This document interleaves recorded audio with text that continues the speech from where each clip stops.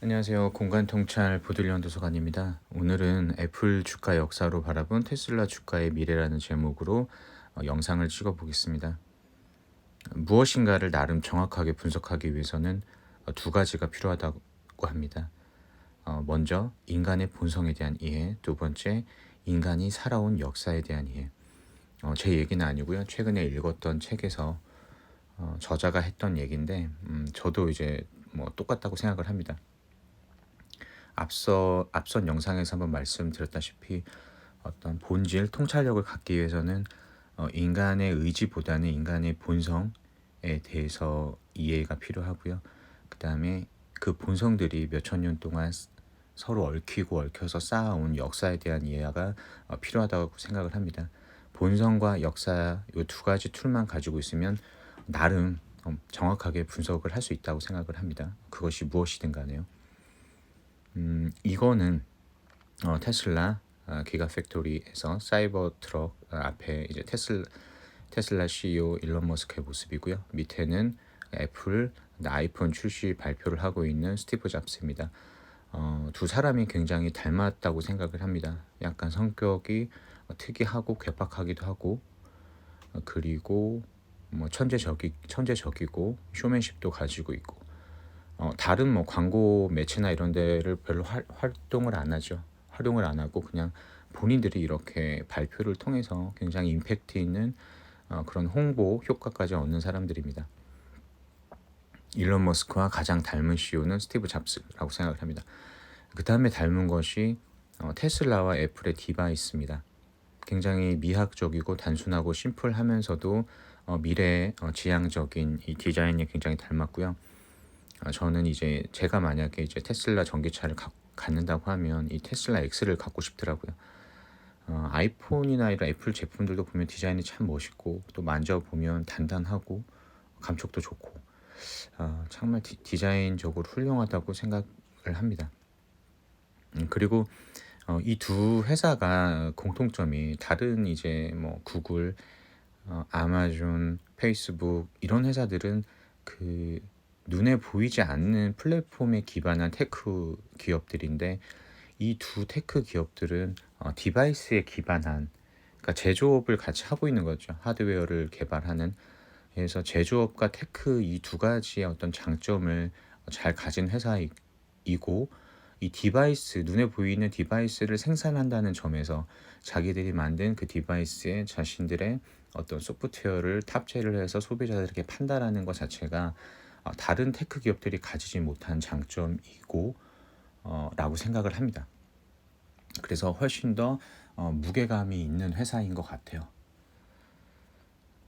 그리고 앞으로 이제 레거시 기업을 역사 속으로 사라지게 할 어떤 준비 중인 테슬라, 그리고 역사 속으로 완전히 보내버린 애플, 기존의 레거시 기업들을 이런 파괴적인 혁신을 통해서 시장에서 날려버렸다라는, 그리고 앞으로 날려버릴 거라는 점도 공통점이라고 생각을 합니다. CEO도 닮았고 디바이스, 뭐 디자인 철학 이런 것들도 좀 닮았고 그 다음에 어떤 그 추종 세력들, 그러니까 소비자들 뭐 그런 것들도 애플과 테슬라를 굉장히 사랑하죠. 그런 것들도 팬덤도 유사하고 이렇게 레거시 기업을 역사 속에서 이렇게 주춤한 게 아니고 아예 역사 속에서 날려버리는 어떤 이런 준비를 하고 있다라는 거 이런 점도 좀 유사하다고 생각을 합니다. 그러면 이렇게 많이 닮았는데 이 두 회사가 그러면 앞으로 주가의 흐름도 좀 닮아가겠지 않나라는 생각이 듭니다. 과거 애플 추이를 이제 2011년부터 2021년 8월까지 한 10년간을 이렇게 봤는데요. 2011년 이 시점은 아이폰 4, 그다음에 아이폰 5가 나오던 시점입니다. 그러니까 어느 정도 제품이 처음에 아이폰이 나오고 나서 몇 년이 4, 5년이 흘러서 제품들이 어느 정도 이제 나왔던 그 시기죠. 그때부터 지금까지도 이게 10배 이상의 주가가 흘렀습니다. 그렇다고 하면 테슬라의 첫 전기차가 나온 이후에 지금 이제 뭐 모델 S, 그다음에 모델 3, 모델 Y 이 제품들이 어느 정도 이제 나왔는데 앞으로도 이제 나올 테슬라의 제품들이 많죠. 이렇게 그 애플의 어떤 제품 출시 역사와 이 주가를 봤을 때 테슬라도 지금이 어떻게 보면 주가가 많이 오르고 고평가된 것처럼 보이지만 앞으로 또 나올 제품들이 많고 그다음에 생산량이 연간 뭐 300만 대, 500만 대, 또 2030년에는 2천만 대까지 지금 계획을 하고 있기 때문에 어떻게 보면 테슬라도 지금 주식이 고평가된 게 아니고 어떻게 보면 지금이 시작이, 그러니까 얼리 타임이지 않나라는 생각이 듭니다. 이거는 뭐 저뿐만 아니라 다른 여러 보고서에서도 테슬라가 지금 많이 오른 것 같지만 지금 아직 투자하기에는 아직은 이르다. 그러니까 아직 이른 타임이다. 그러니까 이제 괜찮다. 투자해도 이제 이런 얘기를 하죠. 이거는 이제 미래 테슬라 주가 추이인데 이렇게 한번 좀 보시고요. 지금 여기 보면 We are here. 그러니까 아직은 이제 전기차가 이제 생산하고 있는 시점이고 그다음에 fully self driving 그 FSD 이게 이제 나오고 완벽한 자율주행이 이제 탑재가 되고 그다음에 그거를 기반해서 로보택시가 상용화되고 하면 주가는 이제 훨씬 더 많이 오를 거고요. 그다음에 일론 머스크가 그리고 있는 여러 통합적인 에너지 뭐 이런 것들이 된다고 하고 그다음에 지금 스페이스 X를 통해서 지금 그리고 있는 그 우주 산업이, 그러니까 우주를 통해서 니켈이나 이런 여러 가지 자원도 로켓가 그 우주에서 이제 캐오는 거죠. 이 지구에는 어, 그 한정돼 있고 하니까 매장량이, 그리고 또 비싸죠. 또 한정돼 있는 그 이제 니켈을 채굴하는 것이, 그러니까 그럴 바에는 아예 그냥 우주에 있는 행성에, 니켈이 많은 행성에 가서 니켈을 그냥 캐우는 거죠. 그래서 저는 사실 일론 머스크가 항상 어떤 비전은 좀 더 멋지게 우리한테 얘기를 해요. 그러니까 인류의 평화, 우리 인류를 위해서 우주 산업을 개발을 할 거다. 그리고 친환경 에너지 산업을 펼칠 거다. 그렇지만 그거는 이제 좀 더 이제 일론 머스크가 아예 그런 속마음이 없는 건 아니고 그런 것들을 좀 더 이제 멋있게 포장을 해서 팬덤을 더 형성하는 과정이라고 생각을 하지만 그 이전 단계에는 항상 어떤 경제적인 이득이 항상 포함되어 있다고 생각을 합니다. 깔려 있다고 생각을 합니다.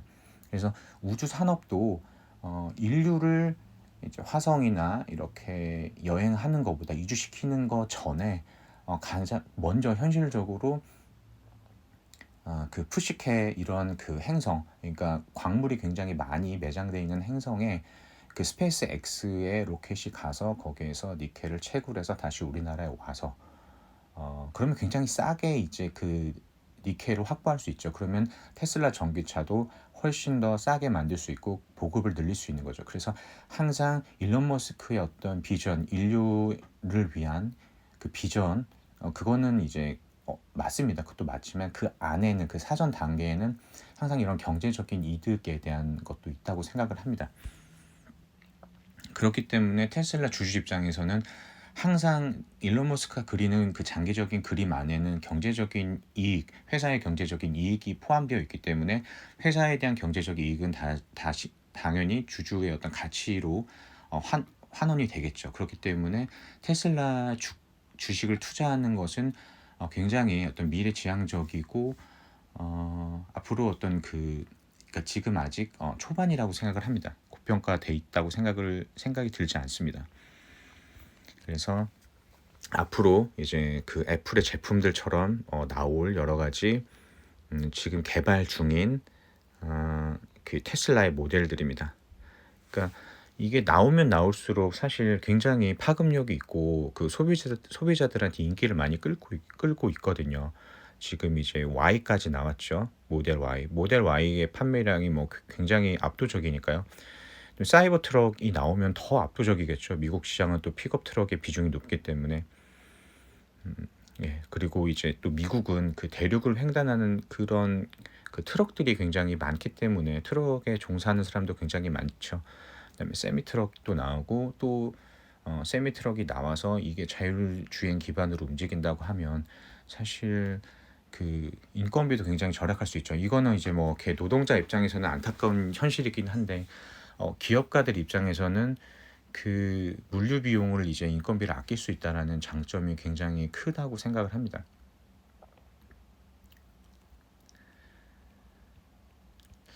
이거는 조금 다른 얘기긴 한데 뭐 최근에 이제 트위터를 이제 일론 머스크가 인수하면서 표현의 자유의 중요성에 대해서 굉장히 우리한테 많은 이야기를 했죠. 그래서 존 스튜어트 밀 이후에 이렇게 자유의 어떤 표현의 자유의 중요성에 대해서 이렇게 설파한 사람이 있을까? 인류 대상으로. 저는 뭐 일론 머스크 이 기업가가 이렇게까지 한다는 것 자체가 굉장히 위대한 기업가라고 생각을 합니다. 모든 위대한 운동은 조롱, 토론, 채택의 세 단계를 경험해야 한다. 존 스튜어트 밀의 어록입니다. 어떻게 보면 일론 머스크가 바로 이러한 어떤 위대한 운동, 본인의 어떤 위대한 그 사업, 위대한 그 꿈을 이루기 위해서 이런 세 단계를 경험하지 않았을까 싶습니다. 일론 머스크를 사람들이 조롱을 했고, 그 다음에 찬반 토론이 있었고, 그리고 지금은 일론 머스크의 어떤 그런 것들이 꿈이 이제 하나씩 하나씩 현실화됐고, 그것들이 이제 세상에 받아들여져서 채택이 돼서 지금은 아무도 일론 머스크를 뭐 사기꾼이다 이렇게 조롱을 못하죠. 그리고 일론 머스크가 트위터에 여러 가지 남기는 것들도 보면, 그런 짧은 글들도 보면 굉장히 의미가 있다고 생각을 합니다. 예전에 그 비트코인이 이렇게 폭락을 하기 전에 일론 머스크가 사실 이제 트윗도 하긴 했는데, 저는 사실 그게 폭락장의 시발점이라고 생각은 하진 않아요. 일론 머스크 말 때문에 그렇게 된 거는 아니고, 어, 때로는 일론 머스크가 우리한테 어떤 신호를 주기도 하는 것 같습니다. 신호. 내가 이렇게 여러분 팔고 나가세요. 그리고 지금은 테슬라 주식이 좀 단기적으로 고점입니다. 그래서 어떻게 보면 이제 팔죠. 팔고 그때 되면 이제 조정을 받고. 근데 이렇게 보면 세계에서 제일 1위의 부자가 굳이 트위터를 통해서 이렇게 대중들하고 소통을 하는 게, 사실 이 사람 입장에선 남는 게 없습니다. 물론 이제 테슬라 광고에 효과가 있긴 하지만, 그 어떤 세계 1위 부자가 이렇게, 사실 우리 같은 그들 입장에서는 그냥 뭐 그냥 뭐 완전히 대중들이지 않습니까? 별로 상대하지 않아도 괜찮은 대중들인데, 우리한테 트위터를 통해서 하루에 몇 번씩 소통을 하고 메시지를 주고 이런 거 노력을 한다는 것 자체가 이 사람이 보통 사람이 아니라고 생각이 듭니다. 돈이 많고 자기가 이룰 걸 다 이룬 사람들은 굳이 이렇게 소통을 대중들과 하려고 하지 않죠. 그냥 벽을 쌓고 자기들의 성으로 들어가죠. 뭐 빌 게이츠가 이렇게 대중들한테 소통을 합니까? 뭐 제프 베조스가 소통을 합니까? 저는 이런 일론 머스크의 트윗을 우리가 이렇게 뭐 조롱할 게 아니고, 그 안에서 우리가 어떤 메시지가 있는 게 아닌가라는 거를 항상 유념해서 항상 이제 좀 팔로우 해야 된다고 생각을 합니다. 예, 트위터 인수 과정에서 테슬라 주식을 이제 매도할 수밖에 없었죠. 일론 머스크가. 그러니까 회사에 어떤 문제가 생겨서 이렇게 대주주가 많은 주식을 매도한다고 하면 그것은 당연히 어, 그 매도해야 될 악재이긴 한데, 근데 이거는 일론 머스크가 이 꿈을 이루기 위해서, 우리가 인지하지 못하는 큰 꿈을 이루기 위해서 불가피한 조치 사항이기 때문에 오히려 이렇게 그 대주주가 어쩔 수 없이 주식을 매도했을 때 지금 주가는 굉장히 좀 많이 떨어졌죠. 이때가 오히려 매도할 수 있는 타이밍이 아닌가라는 생각이 들고요. 얼마 전에도 과거에 최근에 일론 머스크가 주식을 매도했을 때 주가가 많이 떨어졌을 때, 그때가 약간 그 좀 저점 매수할 수 있는 기회였다고 생각을 합니다. 그래서 저도 뭐 한 개, 두 개지만 최근에 일론 머스크가 테슬라 주식 매도한 것 때문에 주가가 좀 떨어졌을 때 약간씩 그 테슬라 주식을 지금 분할 매수하고 있습니다. 트위터 인수를 위해 형님의 어떤 그 일론 머스크의 피 같은 테슬라 주식을 어쩔 수 없이 판 거를 다 알고 있습니다. 그래서 저도 팔지 않을 겁니다. 5년이 됐던 10년이 됐던 예, 일론 머스크의 꿈이 앞으로 하나씩 하나씩 이루어지길 바라고요. 그 꿈에 어느 정도 이렇게 탑승할 수 있는 거는 테슬라 주식을 현재로서는 테슬라 주식을 매수하는 거 말고는 없을 것 같습니다. 감사합니다.